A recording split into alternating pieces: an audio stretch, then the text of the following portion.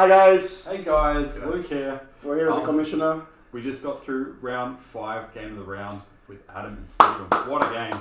Yeah, well done man, good job on that. Alright, so in typical Blood Bowl fashion, nothing went to plan, but everything went to plan. So the start of the game, who won the roll-off? So Blood Broncos won the roll-off. And everything went according to plan at the start, despite some missing dice in a late substitution. And Butter Broncos won the kickoff and decided to kick the ball to the Rats. So yes, picked up the ball, and what do you think happened? Everything that could go wrong went right, and then when things weren't supposed to go wrong, they went wrong. So I kind of put my players too close to the line and.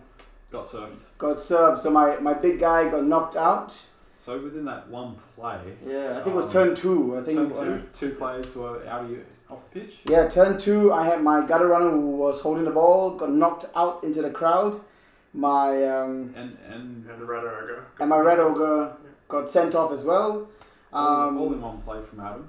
And yeah, Adam did very well. It caused a death, but because I had my Apothecary... He became a knocked out, and so the Apothecary did his job. Well done, money well spent on him. He's earned his cheese for the night, so good on the Apothecary. And I unexpectedly got the ball, which was not something I expected that early into the game. Adam formed up his cage pretty quick. Yeah, so moved the cage slowly up the field. So I have my 4 Sauruses, which have spent a lot of time playing together, defending a skink, and managed to get up the board and eventually score by turn.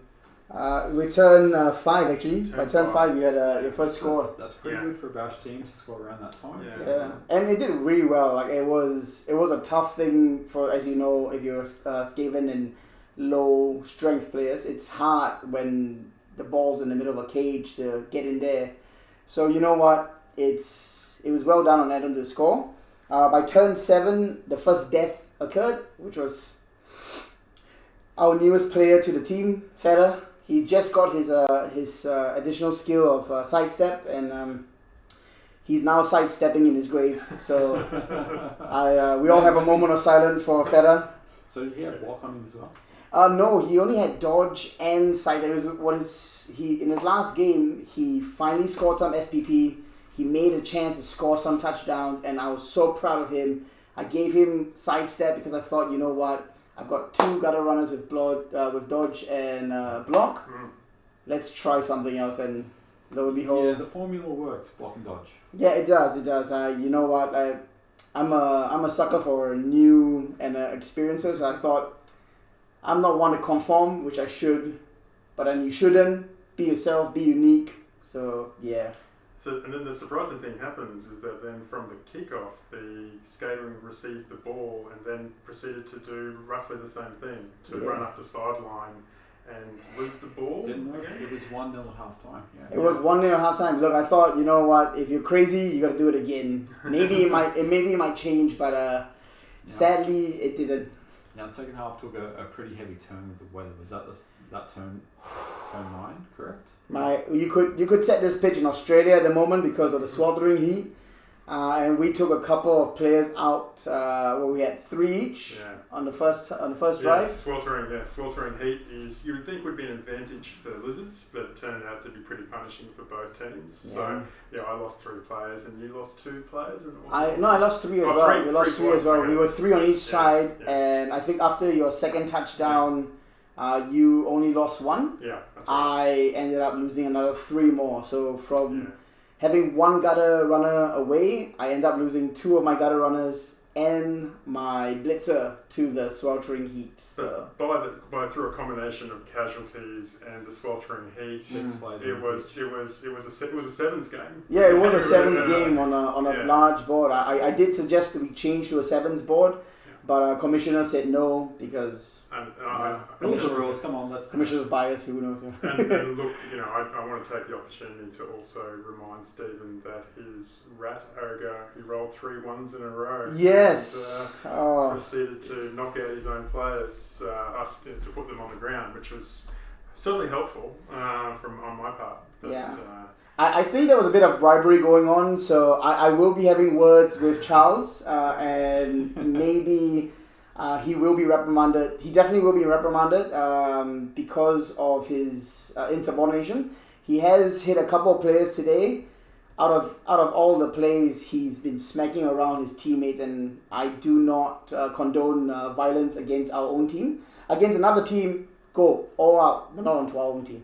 Now, it was 1-0 at half time. Yeah. Stephen didn't level it up, did he?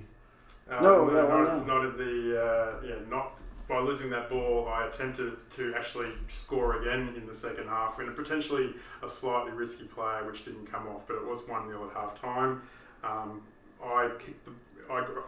Despite receiving the ball at the start of the second half, I then managed to lose it to Stephen, and he scored pretty easily. One mistake. Yeah, and that's been my experience of playing against Skaven. It just takes one mistake, and Stephen was able to jump on that and score pretty easily. That was a handoff and a pretty. I mean, it was unfortunate for you, but it was a pretty trademark sort of pick up, handoff, 2 up.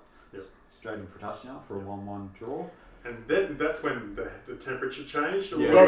That's when the weather changed again, and that's So 1-1 with a sevens match. I was able to form a cage with that smaller number of players and able to advance the field.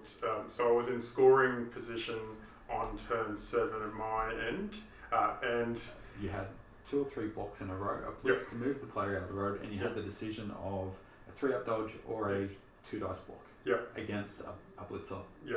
So a Vanillasaurus who didn't have block, and I chose to just do the 3+ dodge, and which was successful, and I scored. I think the only thing that I obviously would think in hindsight was that in scoring on turn 7, it was giving a Skaven player 2 turns to score the equaliser. Which is 2 turns is exactly what they would need. Which is all I need, So, a hairline is all I need. And so that's potentially one thing. If I could take back time, I might have considered trying to drag that out for one more turn. But he was in quite a threatening position, so that there was a potential that I was going to lose the ball if I didn't score then. Now, for me watching the game from afar, you only had 6 players on the pitch. Turn 8. Turn 7? Turn 7, Turn 7 we were... I received the ball. 10 on the pitch. Yeah. So you look at it and you're like, okay, Wizards have got this. And I was sitting back watching, biting my nails because it's been a hell of a game. Steve telegraphed to the left-hand side of the field, stacked it.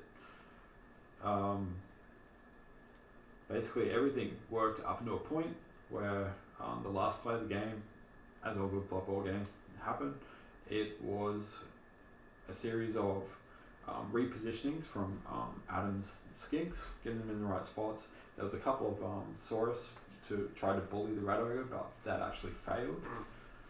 Foul appearance, guys. If you look ugly enough, you can stop a block. So just for future references.